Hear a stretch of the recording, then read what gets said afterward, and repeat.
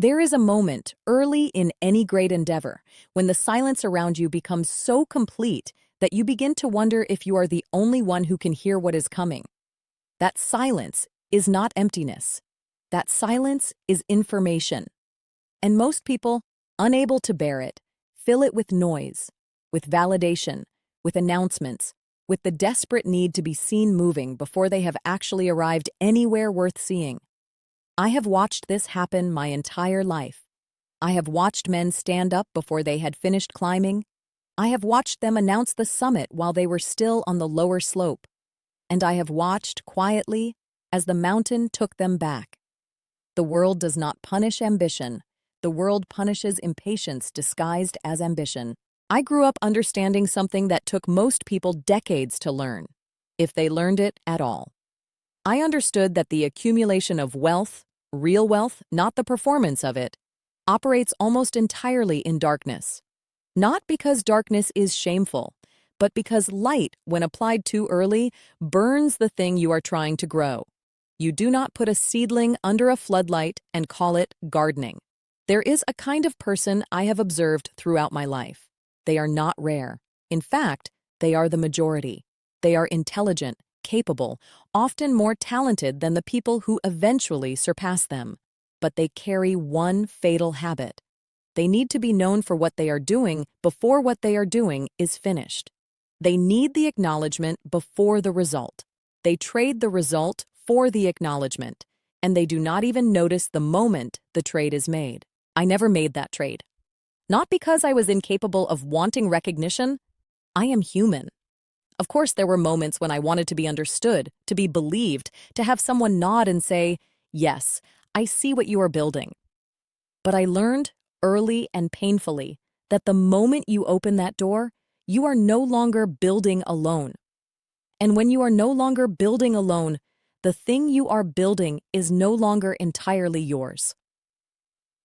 There is a dark truth about human nature that most people prefer not to examine. I have had to examine it because ignoring it would have cost me everything. The truth is this: most people, even the people who love you, carry within them a quiet discomfort with your progress. It is not malice, at least not usually. It is something older and more primitive. It is the part of the human animal that was designed for a world of scarcity where one person's gain was literally another person's loss. That wiring does not disappear because the world has changed. It goes underground. It becomes unconscious. And it expresses itself not through open attack, but through subtle erosion. A discouraging word placed at exactly the wrong moment. A question that contains doubt inside it. An observation that sounds like concern, but functions like a weight tied to your ankle before a race. I am not speaking of enemies. Enemies are simple. You know where they stand. I am speaking of the people closest to you, the ones who, when you announce your position too early, begin, without ever intending to, working against you. Not because they are bad, because they are human, because your early declaration activates something in them they cannot name and would not admit to. This is why silence is not just strategy. Silence is protection. Silence keeps the thing alive long enough to become real. I want to talk about what I came to call in my own private thinking over many years of watching wealth accumulate and dissolve, the silent advantage. It is not a complicated idea, but like most true ideas, its simplicity is deceptive. The silent advantage is the compounding benefit of being consistently, deliberately underestimated. It is the accumulated return on never telling anyone more than they need to know. It is the asymmetry that builds when you understand what is happening before others do, and you act on that understanding without announcing it. The man who announces his next move is not sharing confidence. He is leaking leverage. Every word spoken about what you intend to do is a word that belongs to the world now, not to you. The world will use it, not always aggressively. Sometimes it simply uses it by becoming aware, by adjusting, preparing, positioning, and suddenly the advantage you held is diluted. You have moved from predator to participant. And in any competitive system, the moment you announce your position, the game shifts. You are no longer hunting. You are visible. I have spent a lifetime being quieter than the situation seemed to call for. People occasionally mistook this for slowness, for uncertainty, for lack of conviction. I allowed them to. The underestimated position is not a weak position. It is the position from which every decisive move becomes a surprise. And surprise, in business, in investing, in negotiation, is worth more than almost any other advantage you can name. I never told anyone, at any stage of my life, what I was worth in exact terms. Not friends, not family, not people I respected and trusted. Not because I was ashamed, not because I did not trust them in every other sense, but because the number, any number, changes the relationship in ways that are invisible but permanent. When someone knows your net worth, they cannot unknow it. It becomes part of how they see you, how they speak to you, how they ask of you. The wealthy man who is known to be wealthy is no longer free to move through the world as a man. He is an institution, and institutions do not receive honesty. Institutions receive performance. I wanted honesty. I valued the rare human interactions that were not contaminated by the weight of a number, and I learned that the only way to preserve those interactions was to preserve the mystery. Not through deception, through restraint. There is a difference. Deception is the active creation of a false image. Restraint is simply the refusal to perform one. I chose restraint. And I found that restraint, over time, produces a kind of freedom that wealth itself cannot purchase. You cannot buy your way back into genuine human contact once the number is known, but you can protect it, simply by keeping the number private. The man who tells you exactly what he is worth has given you leverage over him that he does not realize he has surrendered. You now know his ceiling, or what he believes his ceiling to be. You know where his confidence lives. You know where his anxiety lives. You know, in some deep sense, how he measures himself. And all of that is information he has now handed to you for nothing in return.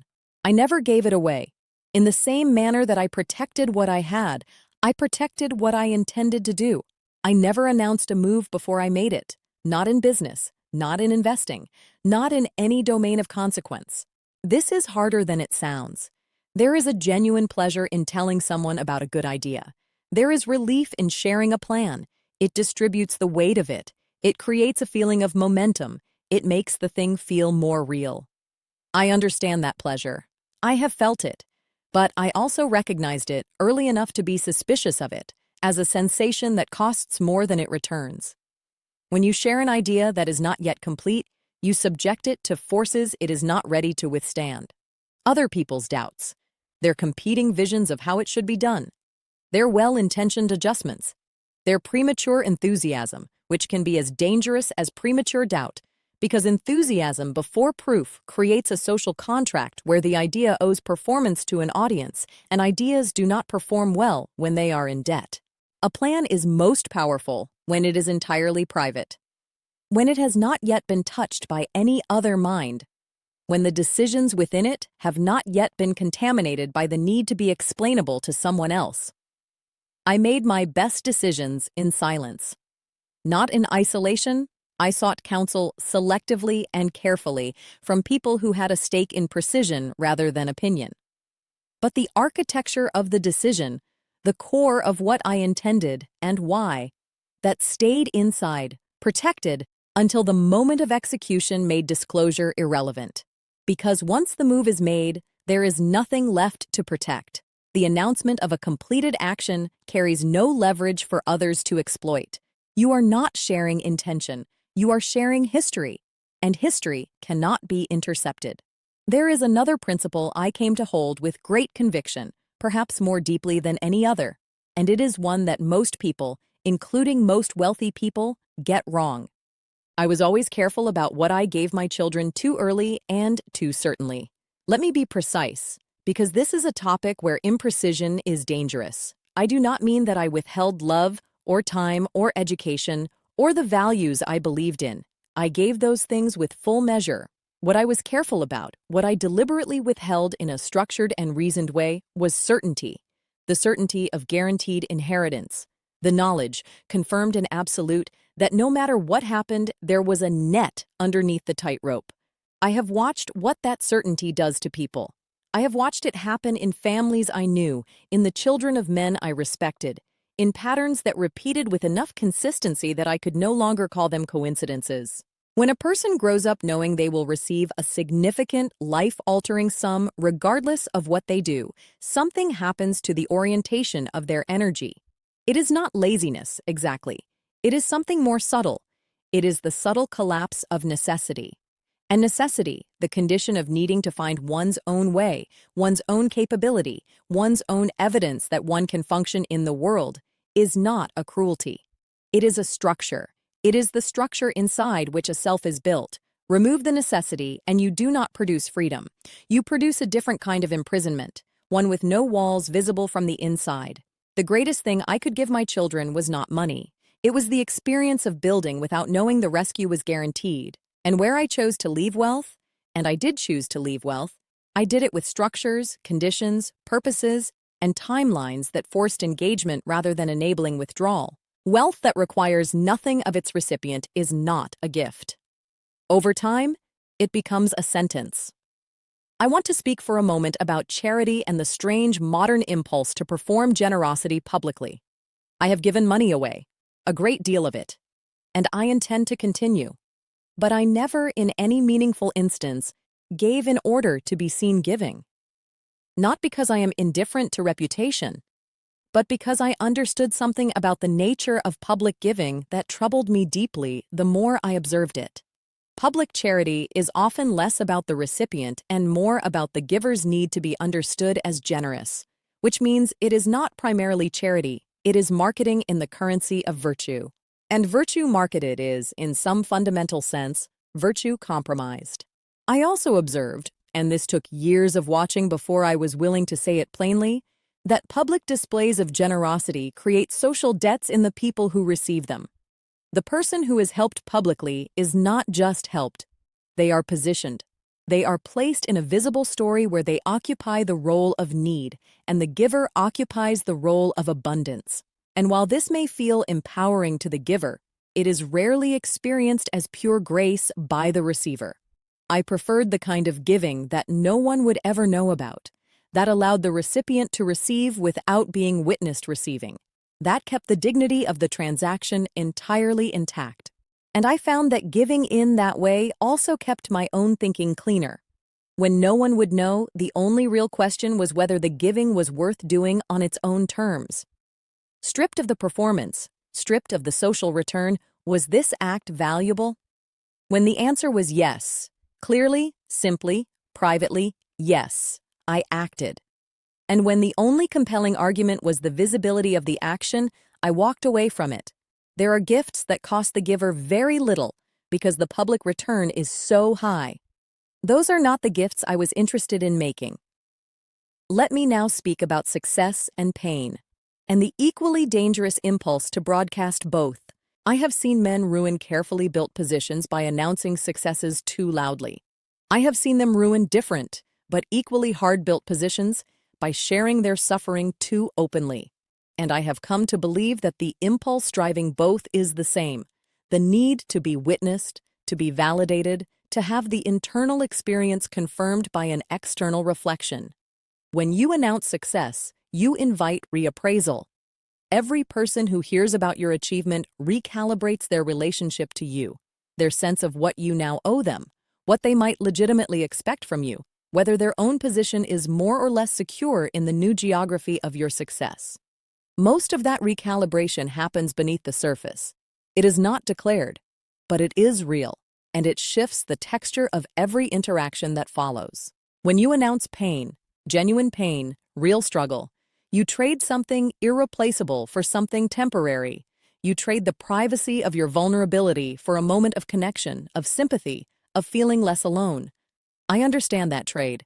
In the depths of difficulty, the desire to not be alone in it is entirely human, but I learned over time that broadcasting pain creates a record, and a record of pain, once public, is difficult to revise. People are more willing to update their image of your success than their image of your suffering. They hold the suffering story longer. They let it define you more persistently than you intended when you shared it. Private pain, processed privately, or in the very tight circle of those who have a genuine stake in your well-being, retains the possibility of transformation. The pain becomes part of your story on your own terms, integrated at the pace and in the form you choose. Public pain belongs to the audience the moment it is spoken, and audiences are not always careful with what they are given. There is a principle underneath all of these principles. It took me a long time to find words for it because it resists words naturally, which is perhaps exactly as it should be. The principle is this: silence is not absence.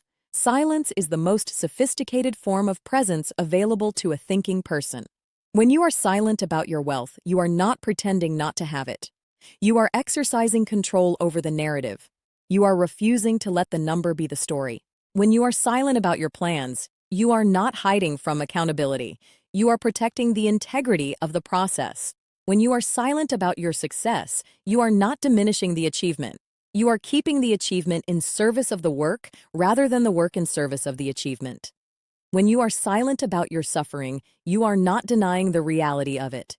You are refusing to let it be defined by an audience that did not earn the right to define it. When you are silent about what you intend to give your children, you are not withholding love. You are withholding a crutch that looks like love but functions like a cage. In every case, silence is the exercise of the deepest kind of agency. It is the refusal to let the external world shape the internal reality before you have finished shaping it yourself. And that refusal, quiet, consistent, unremarkable from the outside, is the foundation on which everything I ever built was constructed. I have watched the world change dramatically in the decades I have been paying attention. I have watched information become democratized, then weaponized, then commodified. I have watched the tools of communication become faster and more powerful than the thinking of most people who use them. I have watched a culture emerge that mistakes disclosure for authenticity, broadcasting for connection, and visibility for value. And in all of that change, through all of those decades, the underlying principles of human nature have not changed at all. Envy is envy. Impatience is impatience. The need to be seen is the need to be seen. The danger of premature disclosure is the danger of premature disclosure. These things did not become less true because the world accelerated. They became more true because speed creates more moments of vulnerability, more opportunities to say too much, too early to the wrong people.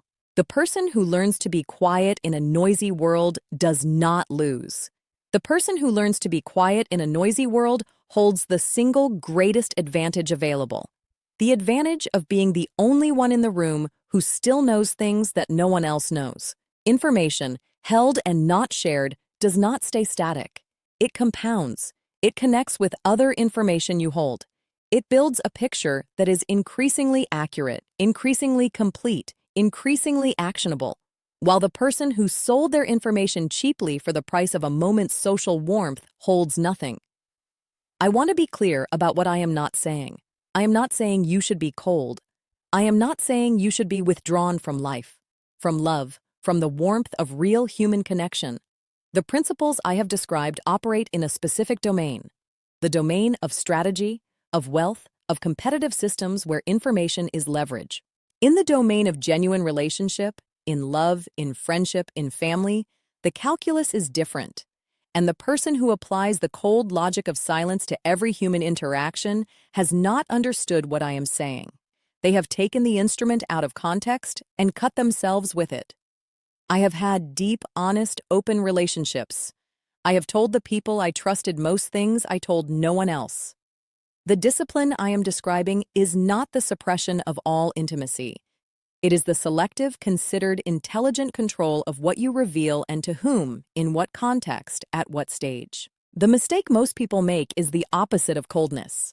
Most people are too generous with information, too eager for connection, too willing to trade long-term position for short-term warmth. The discipline I am describing is the correction of that specific error, not the replacement of warmth with calculation, but the governance of what leaves your mind and enters the world, so that what remains inside is protected long enough to become powerful. There is something else I want to say about the nature of time. Because all of these principles ultimately live inside a particular relationship with time that is, I believe, the most important thing I ever learned. Being early feels like being wrong. I want you to hold that sentence in your mind for a moment because it explains more about the shape of a life well lived than almost anything else I could offer.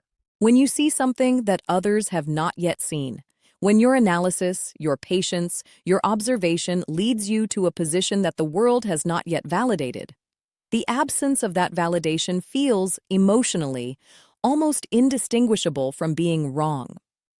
The internal experience of being early and the internal experience of being mistaken are nearly identical.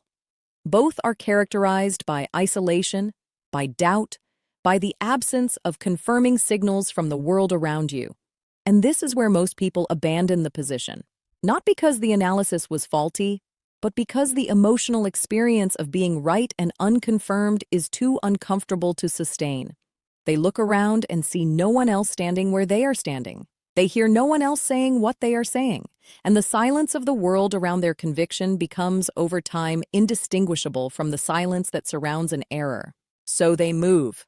They close the position. They abandon the analysis. They return to the warmth of consensus, where the validation is immediate and plentiful. And 6 months later, or 6 years later, or 6 decades later, the thing they believed in when no one else believed in it becomes real, and they are no longer holding it. I have seen this happen. I have seen men give up positions of extraordinary potential because the weight was uncomfortable, and the silence was deafening, and nothing in their environment was confirming them. And I have held positions, quietly, without announcement, without external validation, through years where the only evidence I had was the internal conviction that I had thought about it more carefully than most people had. I was not always right. The position sometimes expired without vindicating me, and I bore the loss and moved on. That is the price of conviction. But the times I was right, and I was right more often than I was wrong, because I was careful and patient, and I never let the performance of conviction override the substance of it. The returns were worth every year of uncomfortable silence. The great enemy of long-term results is not failure. Failure can be absorbed, analyzed, and learned from. The great enemy of long-term results is the premature abandonment of correct positions under social pressure. And social pressure does not require an adversary. Social pressure can be delivered by people who love you, who respect you, who are genuinely trying to help. It can be delivered through the quiet accumulation of worried expressions and carefully worded concerns. It can be delivered through the absence of anyone who shares your view, through the sheer loneliness of being the only one in the room who sees what you see. The person who cannot be moved by this pressure is not the person who feels nothing. The person who cannot be moved is the person who has built, over years of practice, the internal architecture of a conviction, who knows not just what they believe, but why they believe it, in enough detail and depth that the absence of external confirmation does not destabilize the structure. That architecture is not built quickly.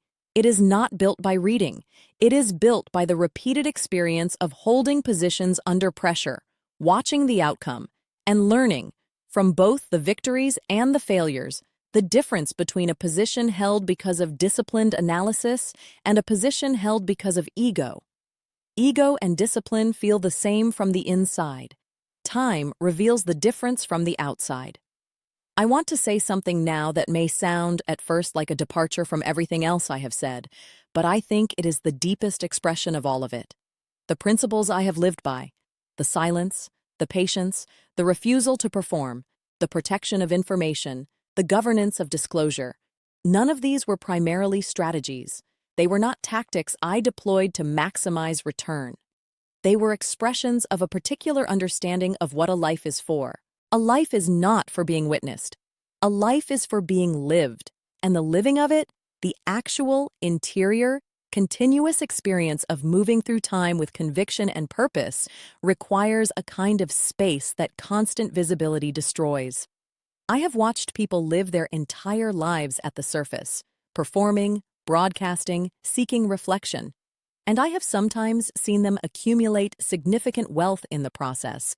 Because the world is not organized entirely against visibility. Sometimes the performance is rewarded, but the accumulation was never matched by a corresponding depth of experience, of the private knowledge that you did something real and did it well, and it was not done for the audience, it was done because it was worth doing. That private knowledge, quiet, unbroadcast, not trending anywhere, not recorded or shared, is the only kind of wealth I have found that does not carry a corresponding liability. Every other asset has a downside. Every other form of accumulation creates a corresponding exposure. The private satisfaction of a life lived with integrity toward your own deepest convictions, that is the one thing no one can take, tax, dilute, or reappraise.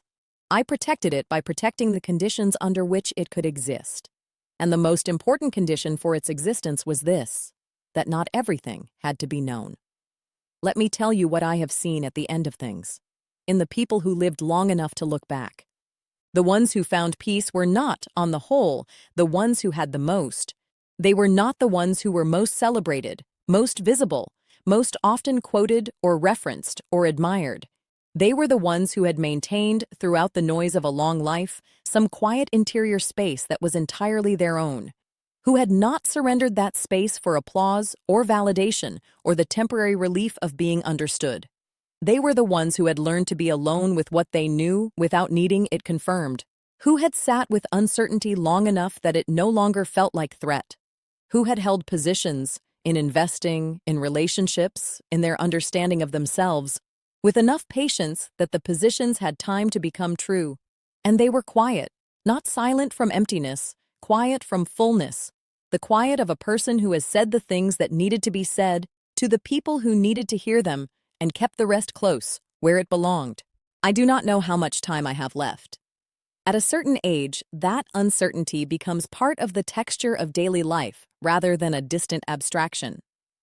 And I find that living inside that uncertainty has clarified something for me that I wish I had understood more completely when I was younger, and still believe time was a resource I had in abundance.